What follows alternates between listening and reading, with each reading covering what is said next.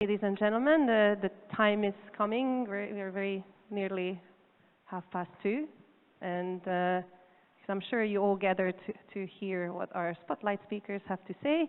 I think we should just get started.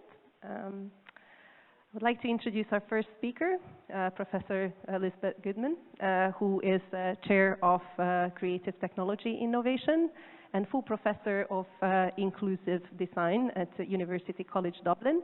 Also Senior Advisor to the Innovation Academy and the Leonardo panel of the Science Gallery for Trinity College Dublin. She's also founder and director of Smart Lab and the wonderfully named Multimedia and Game Innovation Center, otherwise known as MAGIC. She has lots of awards, and it's an absolute pleasure to be amongst the first to congratulate her for her most recent ones, as Lizbeth has just been awarded the WEF Woman of the Decade Award for her work in innovation in inclusive teaching. So, Lizbeth, the floor is yours. Please share some of your insights with us. Thank you. Thank you so much. Thank you. Thank you very much, everybody. It's an honor to be here, and really hope to learn from all of you as well. Pardon me, I'm going to have to hover slightly behind a podium. There's a great deal I want to share with you today. There's 30 minutes or less to do so. So I am not going to speak about any of these topics in detail, but I will post all of this online. So if any bit of what I'm talking about is interesting to you, we can dig much deeper, and I hope we'll have follow-up conversations. So very quickly, I've divided this talk into two parts because there's two different kinds of points I want to make, and both of them involve invitations, really, invitations to join some big global groups of people trying to invent the future of education, and obviously you are a very relevant cohort to be part of that. So part one of this talk I call AR, VR, MR, what is the future of inclusive education using XR tools? XR I define as exponential technologies. Technologies moving so fast that they're disrupting disruptive technology and threatening to overtake our human ability to think about their impact before they're in use. So I'll talk about that first. Very quickly to say that the small logo at the top, Virtual Systems and Multimedia Conference, is a IEEE branded annual conference of virtual and augmented reality developers and visualization experts. I'm vice president of that society, and we will be inviting colleagues to contribute to the next VSMM and the next IEEE publication, including people presenting here. So, okay, here we go. This evening, we will also be doing a talk off campus with the Facebook team and the XR First team about Impact Labs. So Impact Labs are a global network of free open source technology labs, which I've been setting up through Smart Lab for the past decade. We can set them up at other often they're with universities or any kind of school or after club system. They're places where people can get access to tools that they don't already have and see whether they are relevant and in what ways they might be relevant or productively disruptive in their teaching. So anyone who wants to attend, there's a free network tonight. So Smart Lab is an independent digital media institute I founded 30 years ago, plus Include, which is the inclusive design network for Impact Labs. So Include stands for Inclusive Design Engineering, engineering the future of education. And then we're working closely with the United Nations on the Sustainable Development Goals. And together, we, and all of you are invited, may actually implement some real change. So the Sustainable Development Goals pertaining to assistive and immersive learning and communications are the ones that my team, and we have esteemed colleagues here from Canada, Trevor Annis is here, others are working in this area very centrally for decades. We also work on the rights of persons with disability, elderly citizens, on gender diversity, life underwater, sustainable climate. A lot of these goals, which keep changing names over the years, are basic human endeavors to engage with the planet on which we live and to protect the future for all generations and for all species. So it makes sense that we should work closely with UN. In particular, I've been working with UNICEF in developing technology solutions for very special children with complex needs. But it makes sense that all of these IGOs linked to the United Nations should partner with an open source community of developers who are genuinely committed to change, not to meeting the broken metrics of whatever university we might or might not be associated with, which privilege scientists over artists and men over women and all the rest of it. But those of us who are, as all of you here, brave enough to say that those metrics have never really been informative. They certainly aren't at this moment in time, and we need to step forward and try to make actual change. So in that endeavor, what we've done 2 years ago at Davos, at the World Economic Forum, Jutta and I and the XR First Consortium and Ylva Hansdotter, who was at that time in charge of the HTC Vive Impact Awards for virtual reality, joined forces at Davos, and we met there a colleague of mine for a decade before, Lawrence Bloom, who is the Secretary General for the United Nations IGO for Sustainability. Now, sustainability has traditionally applied more to climate, energy and other domains, but what actually happened is when Lawrence got to know what all of us are doing globally, and I'm sure this would include many of you as well, he understood that his sustainability mission for the United Nations had to go not around and connect to, but go centrally through education. And that's the way we could, if we thought of education at the center of the SDGs, we might be able to impact sustainably in all of the other areas the United Nations and now the European Commission are concerned about. So Lawrence's IGO is called Be Earth. It's the official United Nations IGO for sustainability. And we have set up a number of initiatives which are all addressing in different ways, with and without technology, the future of education. Trying to imagine the ship called education that would carry people of all levels of cognitive and physical ability, of all ages, from all cultures, from all levels of economic and other inclusion, equally and democratically on one ship toward some kind of sustainable education for all. So this talk, if you haven't got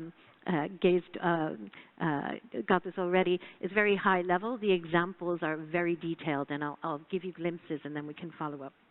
So what are we doing? We're using a coopetition learning objective. So instead of competition, cooperating for global wins. And what we've done is put together a team of VR and XR developers globally with academics and educationists, pedagogues, content developers, and students of all kinds, of all ages from all around the world to try to address these questions. The Smart Lab piece of that puzzle has always started with the PhD, because we reckon that by offering the PhD to really smart people who've never had any access to Western education before at any level, and if we can take them through to PhD, then when the walls of universities as we know them currently might or might not crumble a bit further, maybe sooner than some think, because these large institutions cannot be agile enough to change in accordance with both climate change and technology development, then we will have a large cohort of PhDs who can captain their own ships and set up these own institutions, even with the funding structures and government policy structures that currently exist. So that's our big aim, is to equip learners from many forms of wisdom with that highest degree, and then we also collaborate with people who are working with the education systems at all other levels. So what would that look like? Last year we launched xrimpact.com. You can find us online. It is the same tagline as Smart Labs, creative technology innovation for real social good. Who are we? Well, XR Impact, the company, is Ylva Hansdotter, previously with HTC Vive, now Smart Lab researcher and World Economic Forum fellow. Bu Aguilera, who's our lead developer from South America, myself leading the Smart Lab piece, and Lawrence Bloom, Director General of the IGO. What are we doing? We're creating a virtual reality platform for the future of education, whilst we're also training and certifying what would have been called non-standard entry learners all the way up to PhD level, the two projects in tandem over the next number of years. And I'll show you an example. So through this consortium, whilst we're working on the high-level PhD programs and we're working on content that we're testing with children of all levels and all kinds in schools, at the same time, in tandem always and in constant conversation, we're also looking at virtual reality as a platform that might be used more creatively and fundamentally, productively in terms of content and personalized learning than it is at the moment. So instead of the standard view of VR as like an empathy machine where you can begin to get a sense of perspective from others' points of view, which is a complicated, we could debate that all day to what extent that framework holds. But in any case, it's not enough. VR can do more than that. It also has risks associated if it's not well thought through. So we're looking at all of that, and we're creating an environment called the Be Earth Experience, in which, in different centers around the world, anyone would be able to walk into a space and find the Sustainable Development Goals on a wheel, spin the wheel, choose one, and enter a chamber where you immerse yourself in a VR experience that's been designed specifically to elicit better embodied understanding of whichever issue we're talking about, whether it's climate change or life underwater or sustainable education. And we're doing this with external funding on the UN so that we can provide it free to participants, which could be school children or anyone, anywhere, and setting up in hospitals and special needs environments as well. So what would you see? So I haven't brought the demos which are in development and which we'll be showing at Davos in January, the first new content, but what you will see, first an overview effect. So first you will be beamed out into space so that you're looking at the Earth from afar, as though you're in space, so that everything to do with perspective changes. From there, we look at specific examples. So in this one, we're looking at the life underwater theme, and you might be transported to a shipwreck where a whale is swimming by. From there, you can explore a variety of experiences, etc. We've got examples from all of these. We've already been building out the climate change example in particular because it's so pressing at the moment, and some of our colleagues within the WEF and the WEF Women's Leadership Panel in particular are looking at that at the moment. Okay, so what else are we doing? This is a big experience, and I could speak for 3 hours just about that, and I can show you many examples if you're interested. Moving on, how do we involve children in this experience?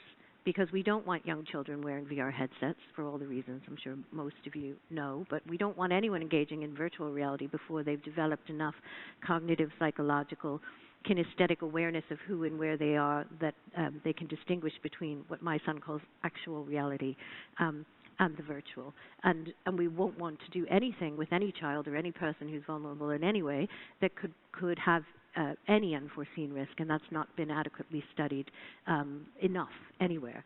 There's lots of studies ongoing, including our own, but it's not something we would take a risk with. So what can we do with children to involve them in this experience so that a hypothetical family or group from anywhere could walk into the Be Earth experience and there would be something appropriate and safe and engaging for everyone at every level? So this is another project underneath the banner of the Be Earth, which I call Imaginals. So imaginal cells is the actual scientific term for the cells of the chrysalis. As the chrysalis melts, to use a non-scientific term, before it reemerges as a butterfly, there's a state of transition in between.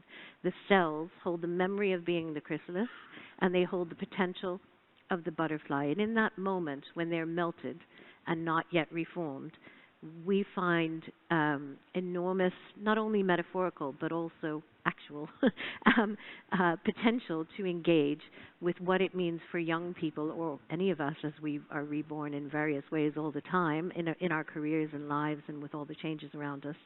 So what can we do to create augmented reality experiences for children where they become what I'm calling the Imaginals? So Imaginals is now a branded experiential game, branded so that it can be open sourced and given to children, and it's what I like to call the peaceful version of the Justice League, the virtual avatar buddy that travels with you and holds your superpower and reminds you of certain ethical and other social responsibilities, and that only you can see. You customize, you carry with you, and you use as you need in the real or actual world. And then we're developing that further as well in a number of ways, which are play shops, educational opportunities, and a big gamified experience as well.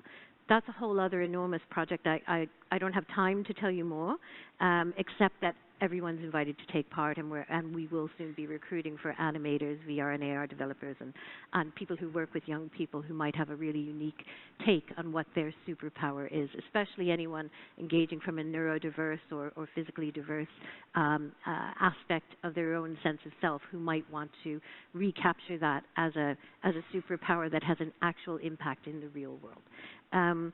Okay, so moving forward from the imaginal concept and all the various ways that we've been invited to release it with both old and new media and with UNICEF and the Be Earth social cloud. Moving then to the second part of this talk. What Smart Lab is also doing is doing high-level research at PhD level primarily, and with Marie Curie postdoc fellows, into the whole area of VR, AR, or exponential tech for the future of learning around accessibility, diversity, and sustainability. And that's what I call our studies in actual and virtual reality. And at the very end, I'll give you an example of what I mean by actual reality, why it's so difficult for young people especially to always know the difference with all of the AR, augmented reality tools and games that exist and that they've grown up with thinking of as part of their environment. So very, very quickly, we start from the inclusive design model, which Yuta here and others have adapted as learners as agents of change in their own worlds. We look at inclusive learning tools of various kinds, building of real-world wisdom and experience through. We will consider credentials, badging, and other forms, using blockchain and other sorts of badging, but also we're engaging already in the university system in constant politicking with the access and admissions offices to accept alternative forms of knowledge and wisdom as entry requirements, or to accept decades of professional experience in place of a bachelor's or a master's. We've been doing that for many years. I'm sure some of you have been too. Now we're looking at ways to roll out these kind of metrics in a more sustainable way. Virtual worlds with social recommender feeds is something we've been doing with Intel for a while, to look at those sorts of areas in learning environments. Outlier AI models designed for inclusion, logging tools and telepresence for kids who are excluded from the classroom, and wearable personalized tech, including avatar buddies. So now at the speed of light, and I apologize because I've got 4 or 5 examples just so you know what kinds of thing I'm talking about, but I have less than a minute to tell you about each. So if you're interested, please email me and I'll introduce you to the co-developers of each project and talk in much more detail.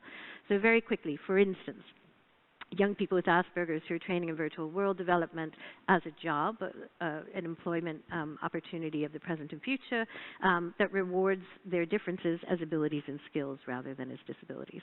And again, so we've got a number of virtual worlds running in that way and linked to school programs and after-school clubs as well. Also, sample user groups to be studied need to be considered in huge data sets, and also always as n equals 1. So most of our PhD projects at the moment are putting whole teams of researchers all over the world around one very special person. The user group is one very unique individual with a complex set of needs, experiences, knowledge, wisdom, or difference that can be addressed by a whole team. I'm going to show just 2 slides super quickly. Trust it's still running as a project, but it's been running now for almost 20 years. It's open and multimodal interfaces, including a very old active chair. This is a very early development of a co-designed, child-designed virtual learning environment made by kids with very special needs around the world, in which Stephen Hawking we had the great honor to collaborate with, and he funded us to develop some of this within his very special school in London, the one he funds for kids with very complex needs. There are many, many other examples with kids. To speak very quickly, who are our other main population? Well, the rest of us who are aging and who are all developing various forms of difference in our sensory and other integration with the world or interaction with the world. How are we planning for lifelong learning? And again, this is one of Utah's main areas, but how are we planning for lifelong learning in a world where some of us will, as we like to say, acquire disabilities over time, but also where our life circumstances change through migration, through accident, trauma, through socialization, whatever. How are we planning for relearning for people arising from stroke and coma and severe acquired brain injury? That's a whole area of research in 7 of our PhDs at the moment. And what we learn from that doesn't only apply, of course, to people relearning after stroke, coma, or trauma. It applies to all learning. Everything that we can acquire in terms of knowledge can be applied back to a much broader base.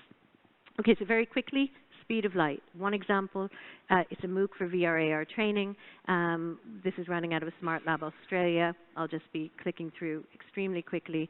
Some of the team there in Australia and also in Malaysia are looking at, and we're publishing on, the area of MOOCs using VR and AR. And what does it mean if we certify, through Digital Skills Academy training, certify the use of AR, VR, and XR tools or any kind of exponential tech tool, and allow that to replace, for instance, part or perhaps even all of a computer science degree in admission to a job or in admission to a higher degree. These things are happening all over the world, and we're looking at what that would mean and how we can use MOOCs for them, and this work is published and accessible.